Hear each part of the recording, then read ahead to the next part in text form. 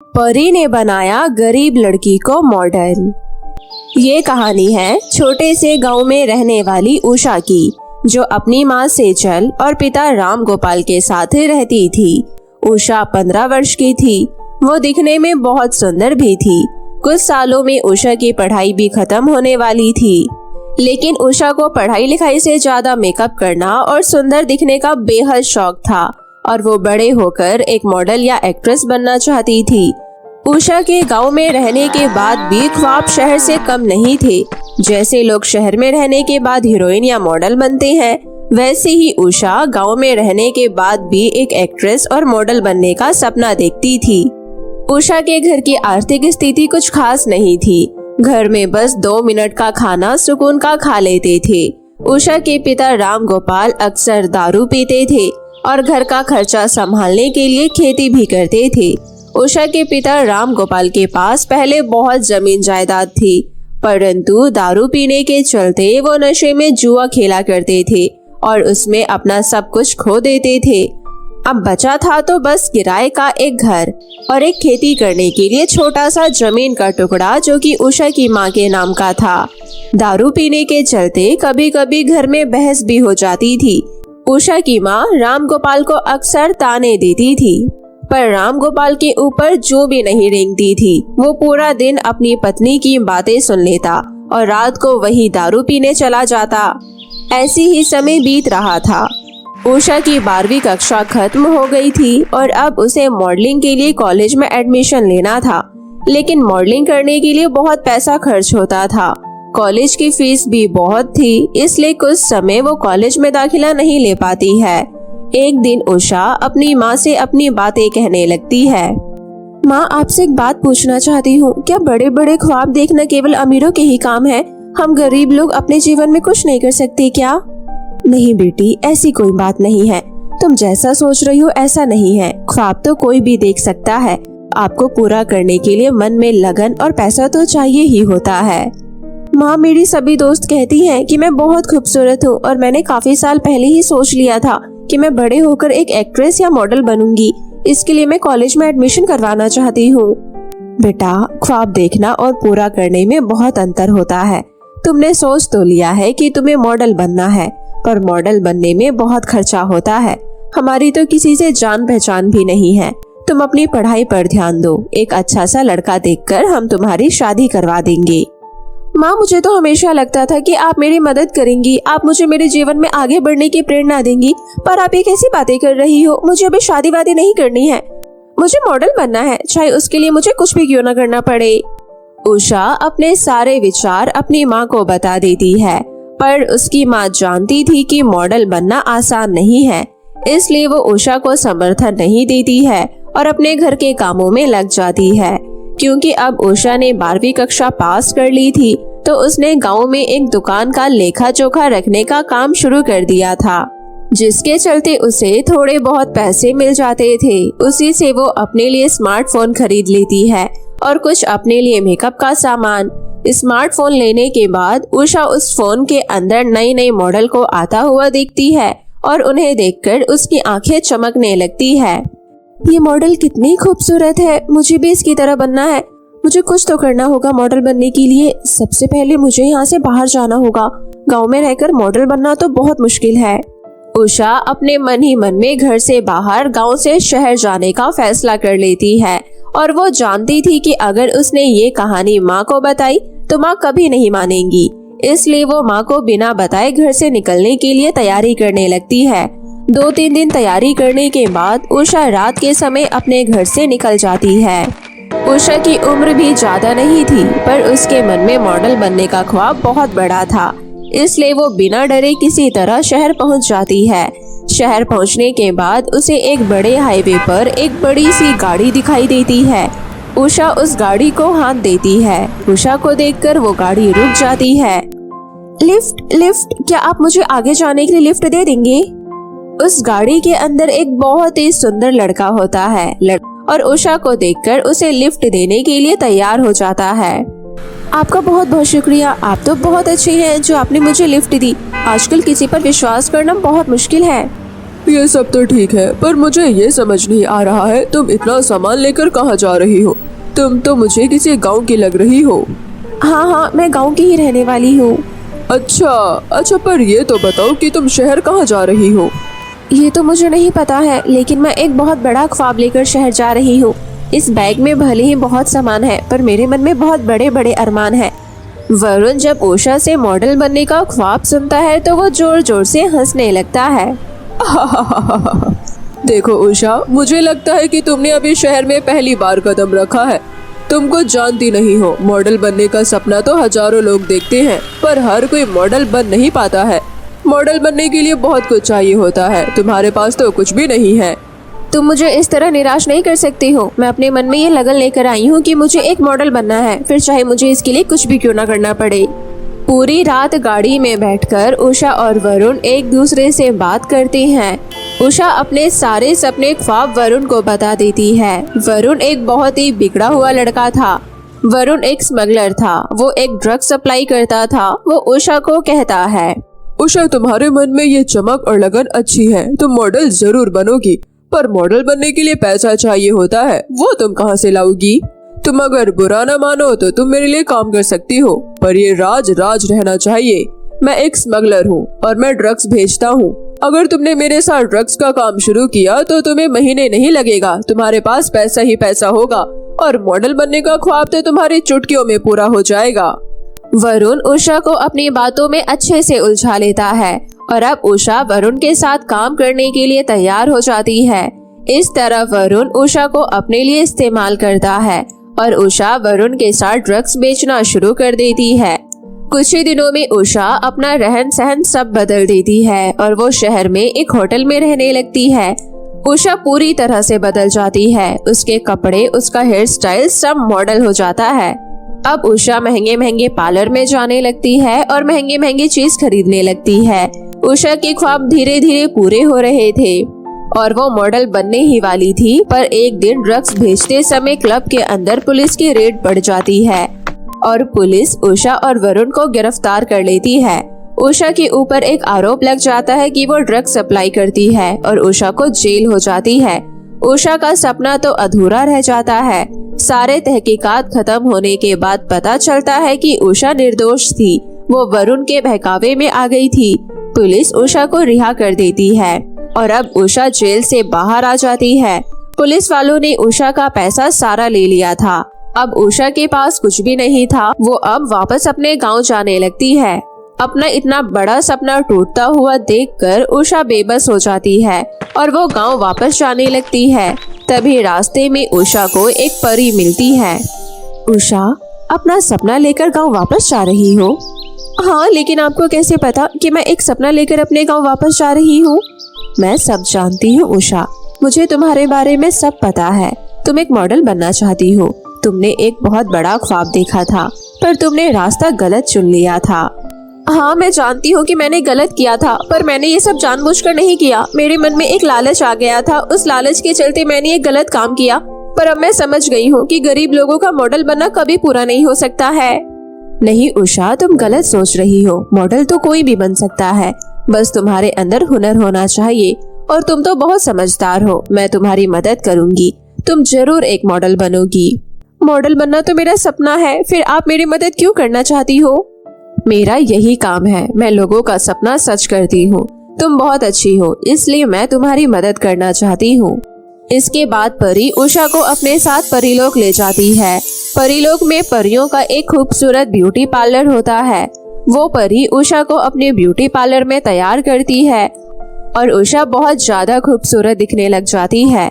उषा को तैयार करने के बाद परी उसे धरती पर वापस ले आती है और उसे मॉडल के ऑडिशन में भेजती है।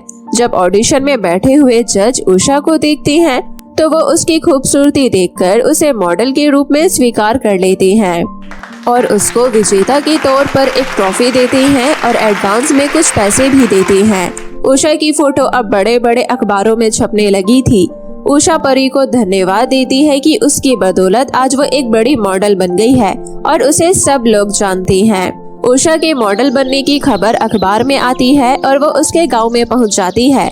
गांव में ये बात चारों तरफ फैल जाती है कि कि उषा एक बड़ी मॉडल बन गई है। जब ये बात उसकी माँ को पता चलती है तो वो खुशी के आंसुओं से रोने लगती है। उसे बहुत अच्छा लगता है कि उसकी बेटी ने मॉडल बनने का सपना पूरा किया है। यहाँ उषा मन लगाकर अपने काम कर रही थी और सभी काम खत्म करने के बाद उषा अपने माँ बाप से मिलने के लिए घर आती है। उषा की माँ उषा को गले लगा लेती है। उषा अपनी माँ और पिताजी को शहर में ले आती है।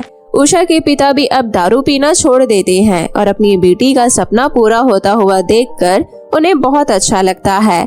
और अब उषा हंसी खुशी से अपने माता पिता के साथ शहर के बड़े से घर में रहने लगती है। बहुत समय पहले की बात है। वर्षा और वंशिका दोनों अपने माता पिता के साथ एक छोटे से शहर में रहा करती थी।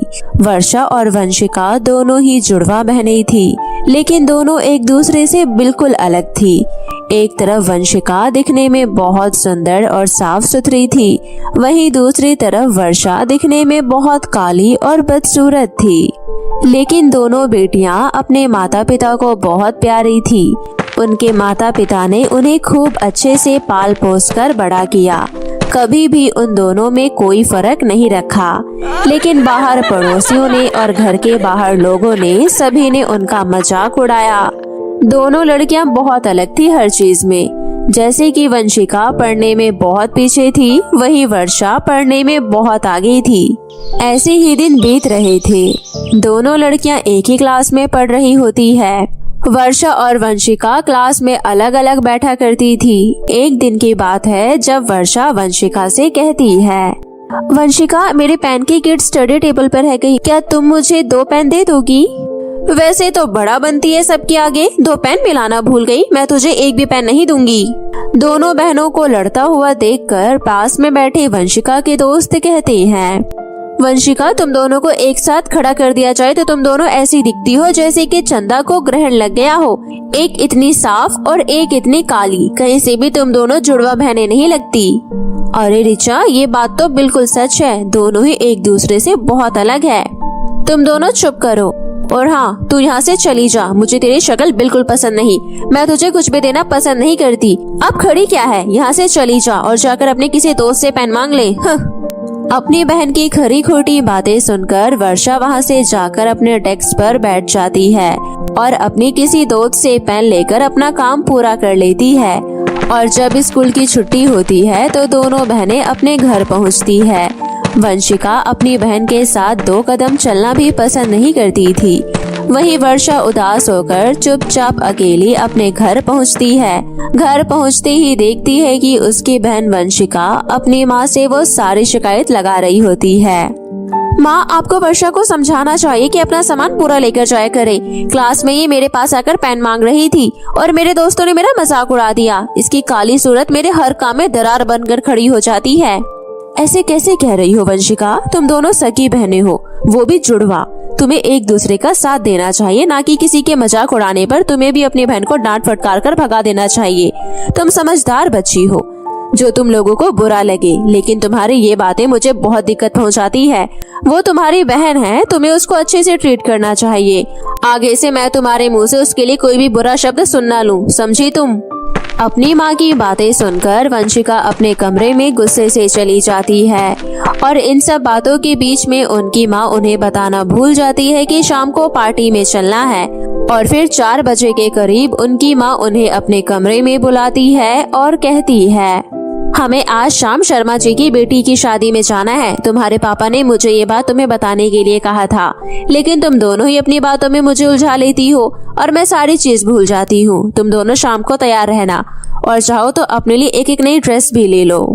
माँ, आप हमारे साथ चलो, हम दोनों ड्रेस लेने चल लेंगे, क्योंकि मैं इस काली कलोटी के साथ ड्रेस लेने नहीं जाऊंगी। और वैसे देखा जाए तो इसको ड्रेस लेने की जरूरत भी नहीं है, क्योंकि कोई भी ड्रेस इसके ऊपर अच्छी ही नहीं लगेगी।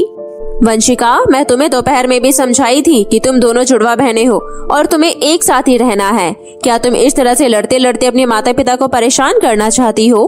मेरी बात ध्यान से सुनो, मैं तुम्हें फिर से समझा रही हूँ। तुम्हें अपनी बहन के साथ बनाकर चलना चाहिए, ना कि उसका मजाक उड़ाना चाहिए।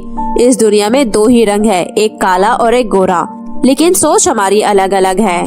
माँ, मुझे सभी लोग बहुत चिढ़ाते हैं और बाद में मेरा बहुत मजाक भी बनाते हैं। मैं इसके साथ एक पल रहना भी पसंद नहीं करती, लेकिन ये मेरी मजबूरी है कि मुझे इसके साथ रहना पड़ता है। और इससे भी बुरी बात कि ये मेरी ही क्लास में पढ़ती है। मेरा बस चले तो मैं इसे जान छुड़ा कर भाग जाऊँ। देखो, शाम को हमें पार्टी में जाना है, इसलिए दोनों तैयार हो जाओ। अभी हम शॉपिंग करने चलते हैं और तुम दोनों के मुँह से कोई भी आवाज ना सुन लूं। माँ, रहने दो, मैं कुछ और पहन लूंगी, मुझे शॉपिंग पर नहीं जाना। और फिर आप और वंशिका अपने लिए शॉपिंग करो, मेरा क्या है, मैं तो कुछ भी पहन लूंगी तो वैसे ही दिखूंगी। कोई बात नहीं, तुम हमारे साथ चलो। अगर तुम्हें कुछ पसंद आता है तो तुम ले लेना, वरना हम दोनों शॉपिंग कर लेंगे। तीनों माँ बेटियाँ तैयार होकर शॉपिंग पर निकल जाती है। जैसे ही मार्केट में पहुँचती है, तभी वंशिका वर्षा के पास जाकर कुछ कहती है। देख, तुझे सच बताऊं तो तुझे शॉपिंग पर आना ही नहीं चाहिए था, लेकिन अब अगर तू आ ही गई है तो कुछ खरीदने का कोई मतलब नहीं बनता, क्योंकि तू तो हर कपड़े में चुड़ैल ही दिखती है। मुझे लगता है तुम्हारी अकल ठिकाने ऐसे नहीं आएगी। रुको, मैं अभी माँ को बताती हूँ। हाँ, जा जा कह दे जो कहना है, मैं कोई डरती नहीं हूँ। अपनी बहन वंशिका का ये रवैया देखकर वर्षा कुछ नहीं कहती और अपनी माँ से भी कुछ नहीं कहती, क्योंकि वर्षा जानती थी कि उसकी माँ इन बातों से बहुत परेशान हो जाती है। इसलिए वो अपनी माँ को कोई टेंशन नहीं देना चाहती थी और वो अपनी माँ और बहन के साथ मिलकर शॉपिंग कर लेती है। और कुछ घंटे बाद वो तीनों माँ बेटियाँ अपने घर आ जाती हैं। शाम को पार्टी में जाने के लिए तीनों तैयार होने लगते हैं और तीनों अपने अपने कमरे में से तैयार होकर बाहर आती हैं। तब तक उनके पिताजी भी ऑफिस से घर आ जाते हैं और वो भी तैयार हो जाते हैं। फिर सभी पार्टी में चले जाते हैं। पार्टी में जाकर देखते हैं कि शर्मा जी के यहाँ बहुत अच्छी रौनक लगी होती है। सभी बहुत सुंदर सुंदर कपड़ों में वहाँ पर आए होते हैं। हर बार की तरह वर्षा अपने कपड़ों में काली और बदसूरत दिख रही होती है, लेकिन वो अपनी माँ को खुश करने के लिए पार्टी में जाती है। पार्टी में सभी बहुत एंजॉय कर रहे होते हैं और फिर सभी पार्टी अटेंड करके अपने अपने घर जा रही होती हैं। तभी वर्षा के पापा अपनी गाड़ी पार्किंग से निकाल कर ला रही होते हैं और अचानक उनके सामने एक बुढ़िया आकर खड़ी हो जाती है। बुढ़िया वंशिका से कहती है, बेटा, तुम लोग इस पार्टी में से आए हो, क्या तुम मेरे लिए एक प्लेट खाना ला सकती हो? मैं बहुत दिनों से भूखी हूँ, मैं कुछ खाना चाहती हूँ। अगर तुम मेरे लिए 2 रोटी और थोड़े चावल और सब्जी ले आओ तो मैं खुशी से खाकर अपना पेट भर लूंगी। दिखने में तो हट्टी कट्टी हो, मुझे लगता तो नहीं कि तुम इतने दिनों से भूखी होगी।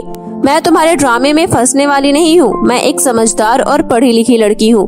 मैं सिर्फ अपाहिज लोगों की मदद करती हूँ और तुम हटो मेरे रास्ते से, मुझे परेशान मत करो। मैं पहले से इस काली कलूटी बहन से दुखी हूँ। बेटा, मैं तुमसे 2 रोटी मांग रही हूँ। तुम अगर मुझे 2 रोटी लाकर दे सकती हो तो मुझे दे दो। बड़ी ढीठ हो, लगता है तुम्हें ऐसे मेरी बात समझ नहीं आएगी। रुको, मैं अभी तुम्हारी अकल ठिकाने लगाती हूँ। इतना कहकर वंशिका उस बुढ़िया को जबरदस्ती साइड करके वहाँ से चली जाती है। बुढ़िया कमजोर होने की वजह से गिर जाती है।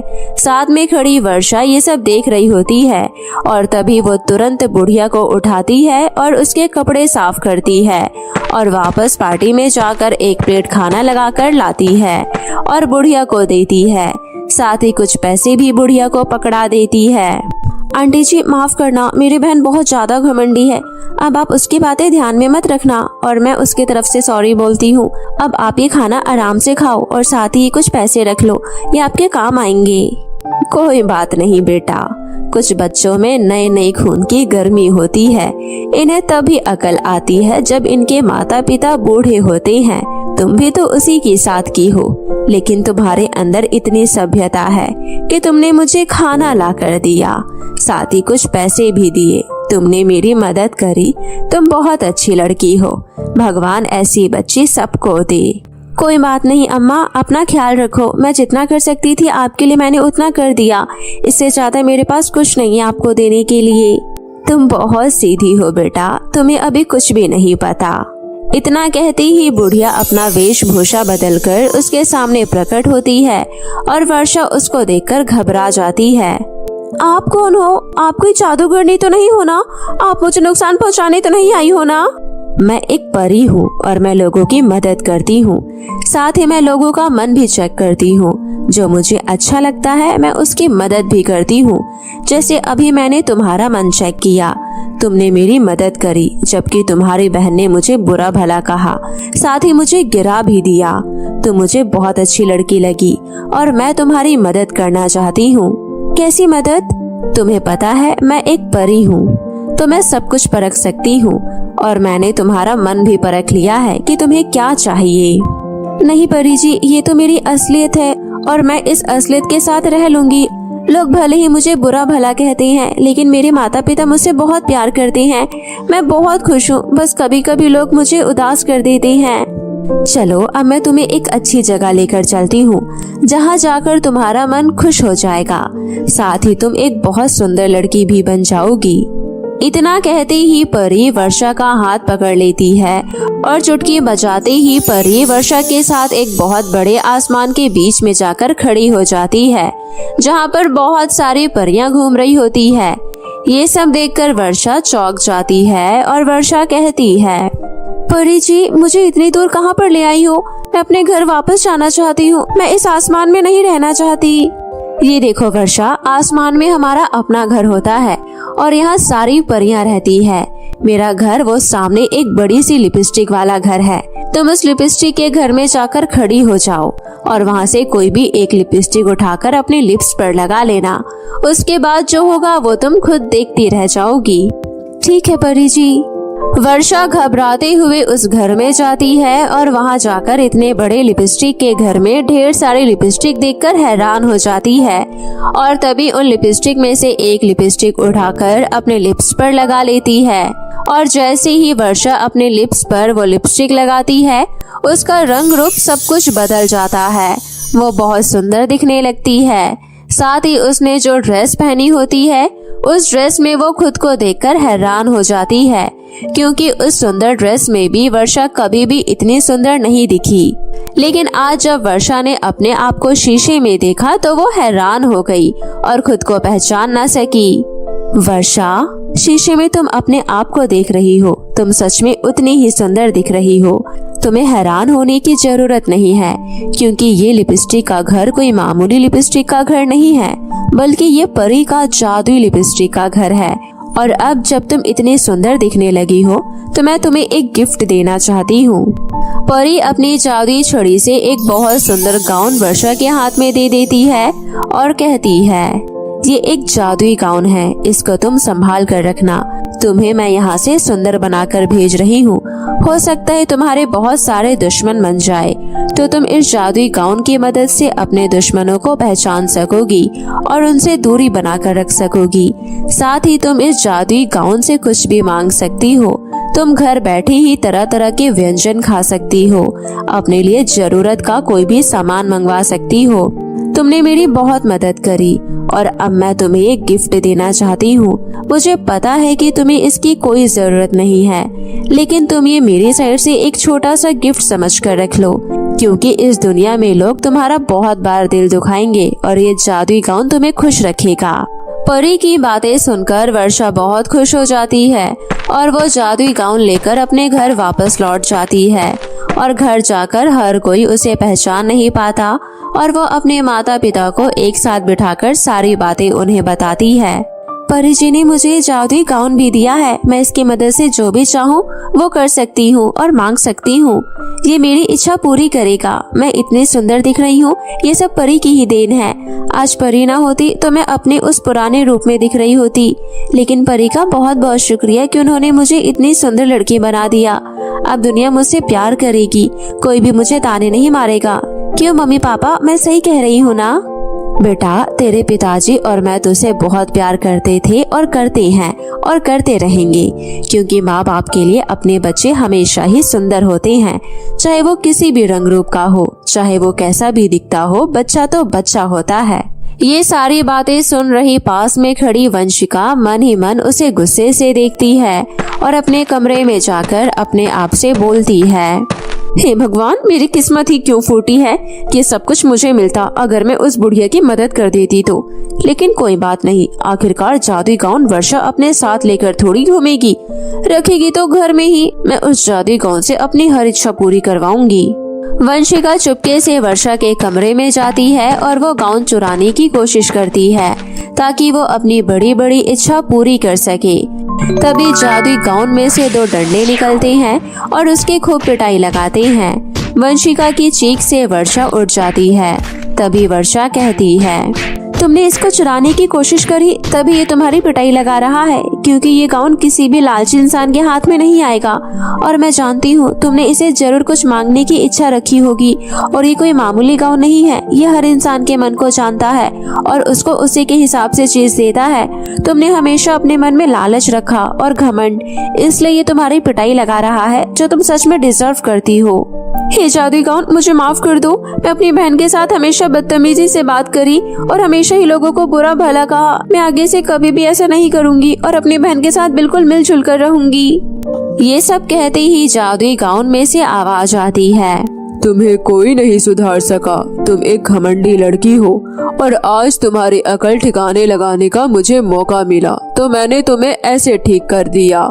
लेकिन मुझे खुशी है कि तुम्हें अपनी गलती का एहसास हो गया। अब तुम अपनी बहन को प्यार से रखो और मिलजुल कर रहो। अब दोनों बहनें बहुत अच्छे से रहने लगती हैं। दोनों ही हंसी खुशी हर जगह जाया करती और एक दूसरे से बातें किया करती। साथ ही शॉपिंग पर भी वो दोनों इकट्ठी जाती। ये सब देखकर उनकी माँ बहुत खुश होती है।